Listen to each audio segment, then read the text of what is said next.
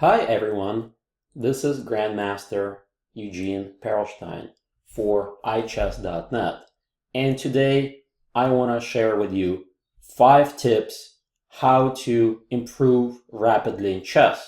And specifically, I want to talk about all the key areas of chess such as openings, endgames, tactics, strategy, etc.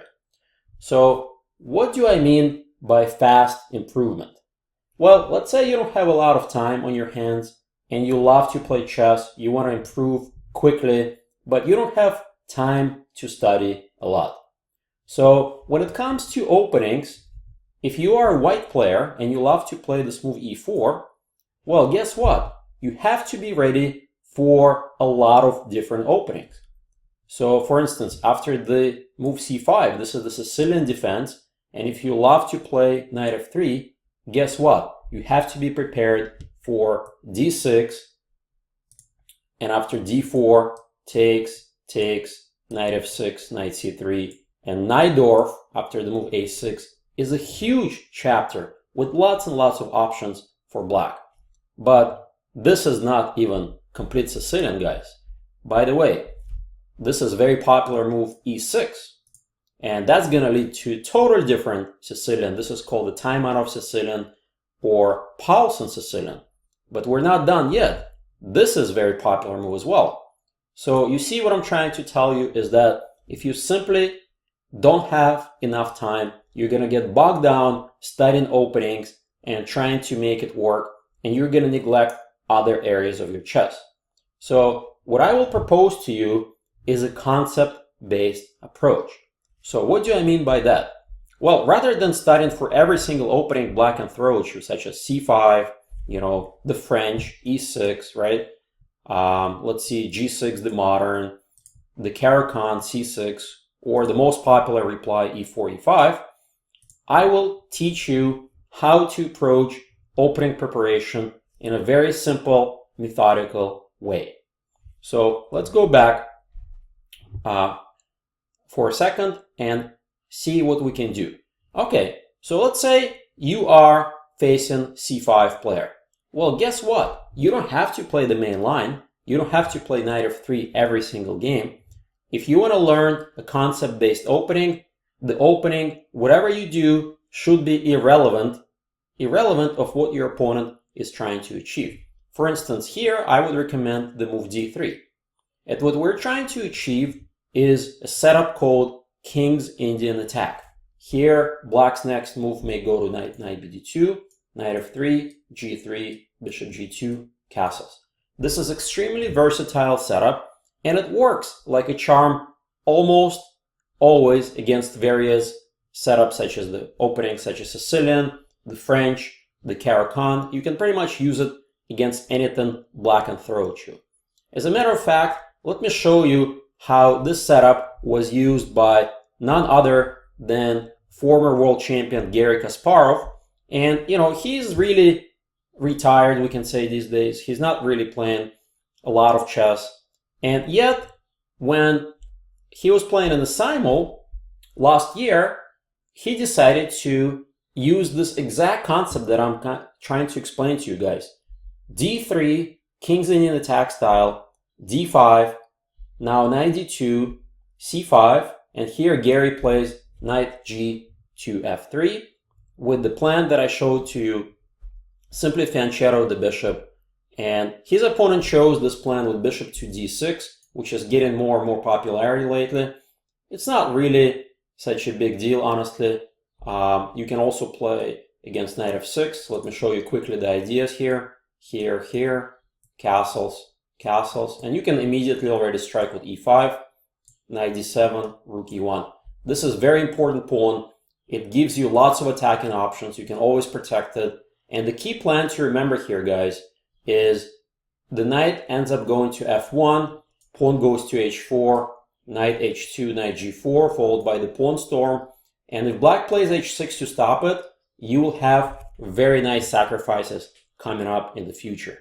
So in this specific game, black played, going back to the key moment, black played bishop d6, Garry played bishop g2, knight e5. Black is just trying to trade but after takes, white got a great position. For instance, e takes d, and you already noticed that there is a big problem on the open file. So after queen a2, black doesn't really want to play f6 because after f4 the bishop is trapped and it's game over.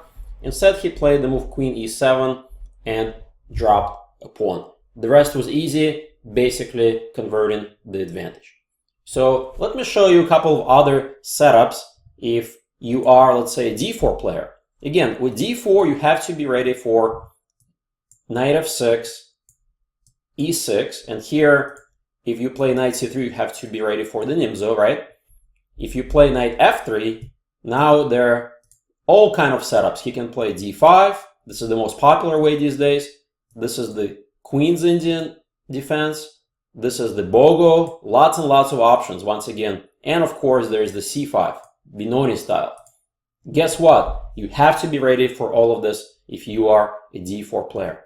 So I will propose to you a very simple setup that is used by none other than current world champion Magnus Carlsen and previously has been used by Gata Kamsky. This is called the London system. So after knight f6, you put the bishop on f4. Some people play knight f3, bishop g5, which is the Tory attack, same idea. Then you play this move knight f3, and after d5, you usually play e3, and for instance, bishop e7, bishop d3. You kind of get a sense of the setup. You create this triangle with the pawns. Very important that the bishop's outside of this structure. And then you usually play this move h3 so that if the bishop's ever attacked, you have this beautiful retreat square on h2. And after castles, this position is extremely easy to play for white. The plan here is quite obvious. Knight goes to d2, this knight will go to e5, and eventually you will start attacking the king. Just compare the d3 bishop and the c8 bishop. Obviously, white is much better. And you can use this setup pretty much against anything black can throw at you. Okay, you worried about the Grunfellow King's Indian? No problem. Here comes knight f3, c3, d6. You can play e3, castles, h3. And we are exactly in the same setup. So that's pretty much what I wanted to discuss with you. And one more thing I also want to share with you. If you're playing black and you face the move e4, for instance, I love to play the accelerated dragon. Now, these kind of moves c5 and g6, I play pretty much against any white second move. And one important thing I will mention to you, let's say you really love playing the accelerated dragon against d4, you really love playing the King's Indian, that's my favorite opening. You don't really care which move white plays, d4, knight f3, or c4. Your setup is exactly the same. So you see, it's actually quite easy to play accelerated dragon and King's Indian against anything that white can throw at you. But for instance, let's say that you are unsure what to do as white, you can play reversed openings. That's right. What do I mean by reversed openings? Well, for instance, you can play the move c4. You said, but I've never played the English in my life. But guess what? If you play the accelerated dragon after the move g3, you are a tempo up. Playing reversed openings is another excellent tip for everybody. Not only you don't have to learn anything, you already know the concepts. Here you're tempo up. Much easier, right guys? So again, the rest is pretty obvious. If you play the accelerated dragon, you put the bishop on g2, right? If the pawn gets to d5, you take it, you develop the knight, the f3 knight, castles, and then you apply pressure on the center. So this is what I wanted to share with you. And if you use these guiding principles in the opening, you will improve quickly. All right, let's go to the next stage of the game, endgame. So let me share with you this position. I'm actually going to flip the board, so black's on the bottom. This is a famous position from a game, William Lombardi against Robert Fischer. Bobby Fischer, the world champion. And here, white is an exchange down, but he's pretty solid. He just plays the move rook e1. Notice that the bishop seals everything, and it's quite difficult for black to win. As a matter of fact, white has an extra pawn, so even though you are an exchange up, it's quite difficult to win. So one important tip that is very relevant in a lot of endgames is always pay attention to king and pawn endgame. If everything gets traded off, who is going to be better in the king and pawn endgame? The single important question that you have to ask yourself is going to be huge key to your improvement in the endgame. So here, for instance, Bobby Fischer immediately sees the opportunity to trade everything off to go to winning king and pawn endgame. All right, guys, if you want to solve it on your own, I'm going to give you some time, or go ahead and pause the video, because this is also an instructive moment for you to practice.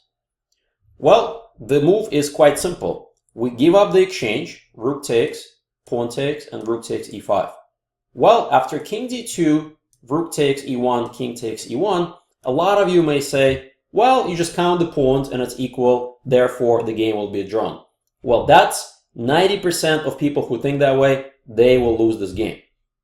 They will lose this game for white, especially, because the key concept here is to pay attention to the outside passed pawns. You see this little guy on a7? This is the ticket to black's victory. If you spot this in a lot of your games way early, let's say in the middle game, and then your opponent may not notice this, guess what? This is a guaranteed win for you. So how do you win these positions? Very easily. You break it down into plans. Remember, in the end game, we have to plan. We can't just calculate everything to exhaustion. Here, part 1, activate the king. King d5, king d2, king c4, king c2. All right, part 1 is done. White is paralyzed. Part 2, create the outside passer. Here, we can just play b6 right away. Normally, if you want to be really safe, you can play a6 first, followed by b6, followed by a5. That's how you create the outside passer. In this specific instance, b6 works. White has nothing better than to go back and forth with his king. Let's say king here, or king d2, doesn't matter. a5, takes, king here. And now we've created the outside passer. So we finished part 2 of our winning plan. Part 3, very easy. Use this pawn to distract the king. So a4, king b2, a3. Sooner or later, white has to take the pawn. And that's it. We've accomplished the goal. This king is totally cut off. We're simply going to go over there, walk, and gobble up all these little guys and win the game. All right, very easy example. Let me give you another example. This time, I will show you my own game. This is a game that I played recently against a very strong international master, Isha Karavati. She is from India, and she is about 2384. And in this position, obviously, she thought that it's equal amount of pawns. White should hold the draw. But remember, guys, the key question is king and pawn endgame.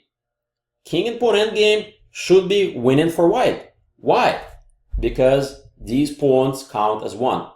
These guys are easily going to hold the 3 pawns.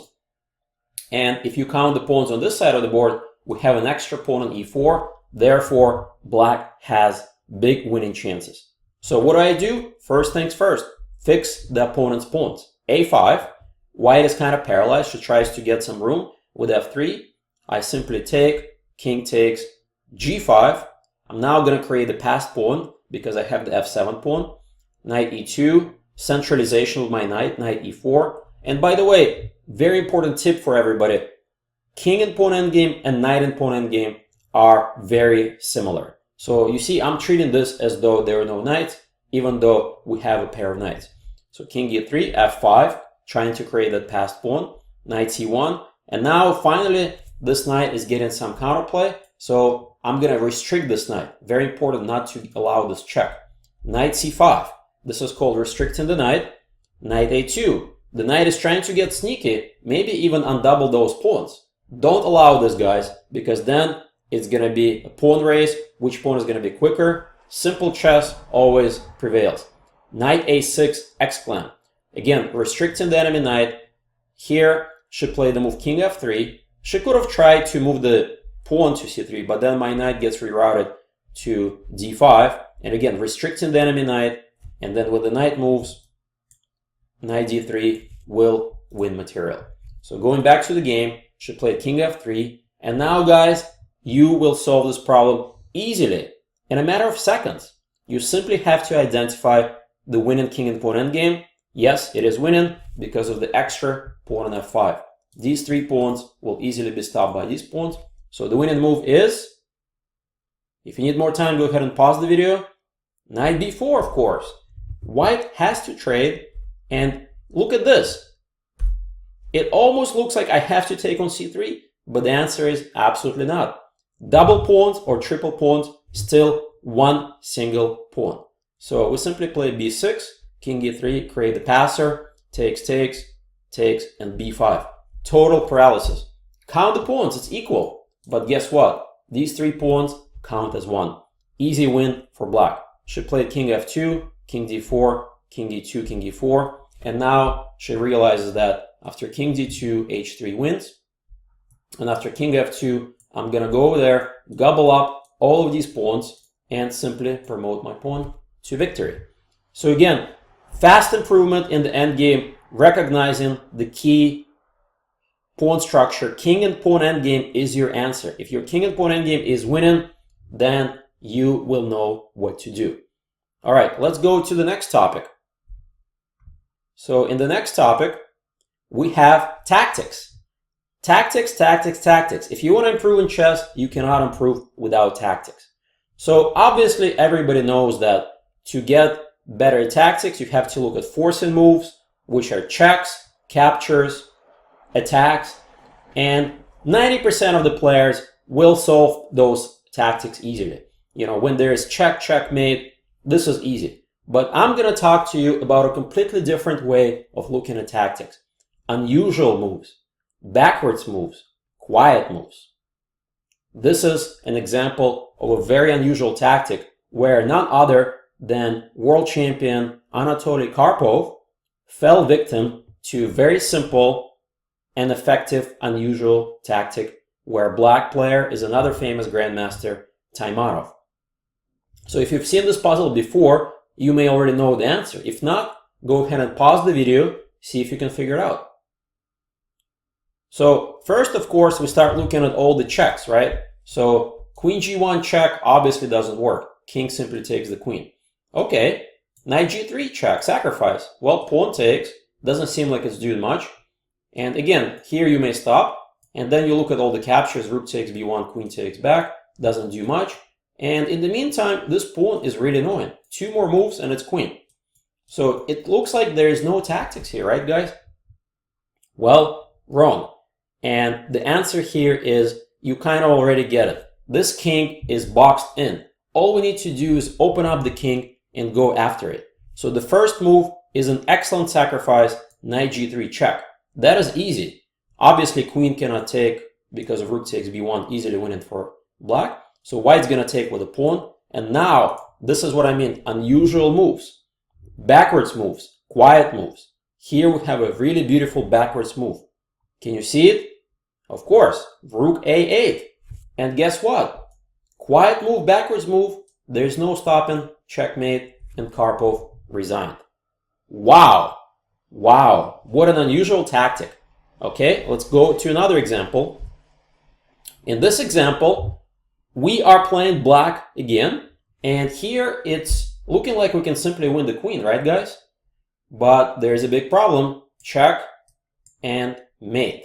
So this is what white player had in mind when this position was reached in the game.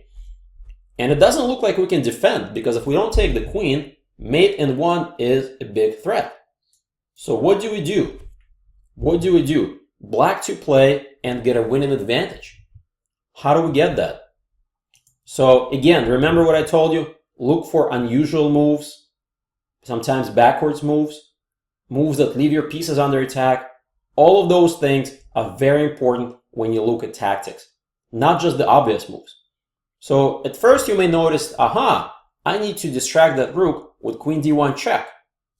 This is a cute sacrifice. After rook takes, pawn takes f6, rook g3 is not possible. You've got an extra rook. But there's a problem with this, guys. This is not a very powerful move because king h2 leaves all the threats on the board, such as queen takes g7, rook g3, etc. So this is not quite the solution. Again, if you need more time, go ahead and pause the video. And the move here is a spectacular move, guys. Absolutely spectacular move. Backwards move, sacrificing your queen, just leaving your queen on pre. Queen G4. You may wonder, wait a second. You're just giving up your queen, but now you've locked down the G file, and therefore pawn takes F6 simply wins on the spot. There's no rook G3 anymore, you're up a rook. So this is what I mean by unusual tactics. And the queen protects G7 and attacks G2. There is nothing white can do. So very important concept. Okay, let's move on to the next example. So in the next example, we're playing white, and this is a different type of tactic. This is called a study. If you want to improve in chess, you have to solve studies. This is absolutely essential to rapid chess improvement. Here, it's a very interesting study, white to play and win. Well, you may wonder, how the heck am I going to win? If I take the knight, I'm going to lose my rook. And if I take his rook, he's going to take with the knight, and this is probably going to be some kind of a draw. Takes, king b5. So both of these moves are only going to lead to a draw. But in a study, there's only one correct way to win. And if you solve studies, you will improve calculation, imagination, and understanding of key endgame concepts. This is absolutely essential to chess improvement. So the move here is a very unusual but very simple move. C7. You want to take my rook? Okay, I'm going to take with queen. So obviously, the knight's under attack. The rook can't move. The king has to take the pawn. You probably already know the answer, right, guys? If not, go ahead and pause the video and see if you can figure it out.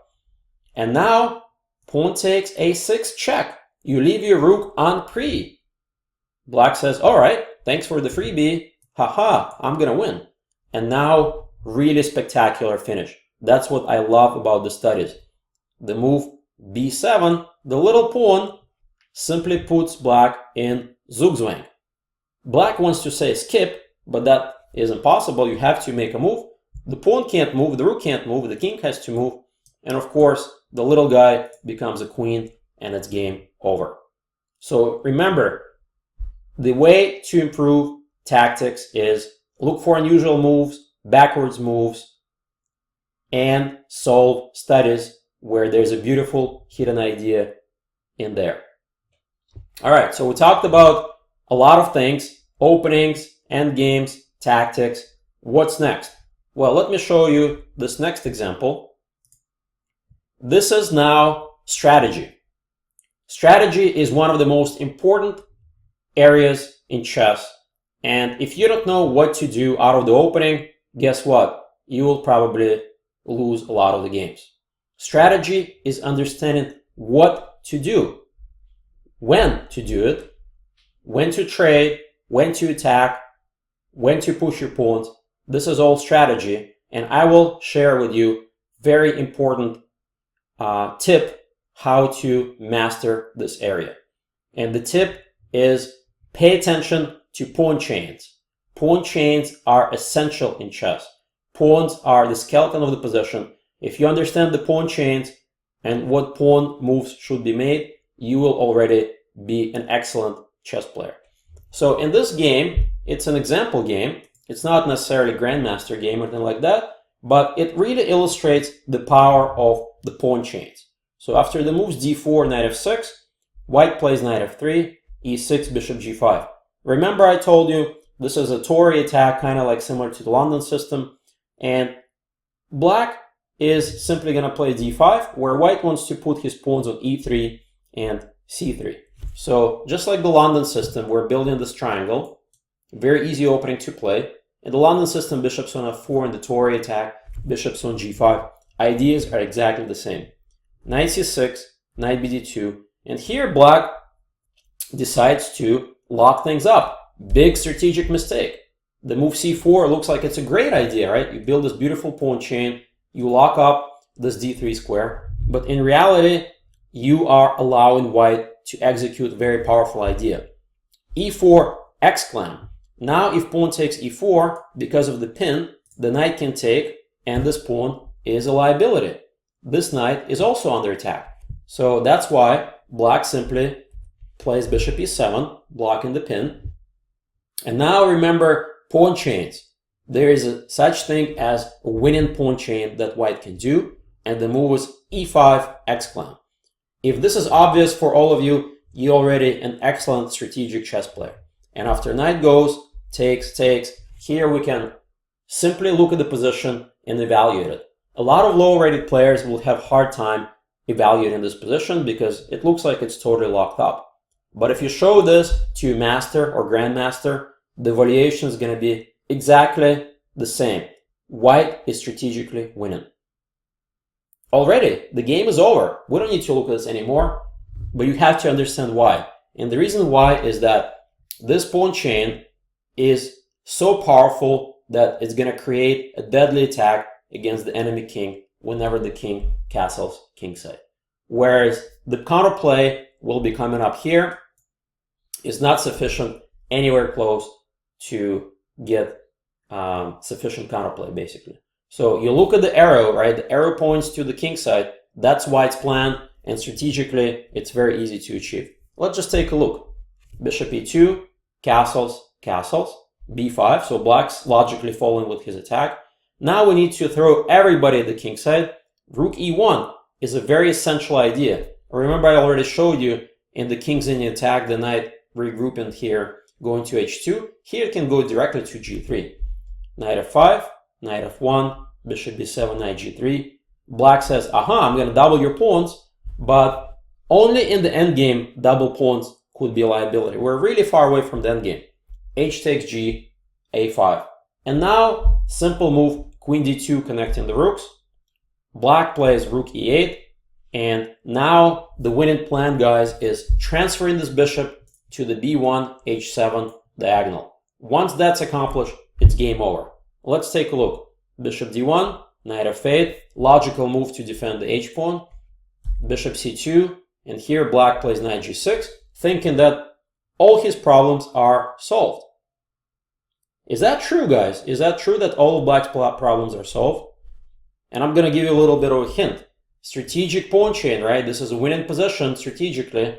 All we need to do is throw more firepower at the king. Can you find an open file that we can use? Yeah, it's the h1, h8 open file. So simple chess.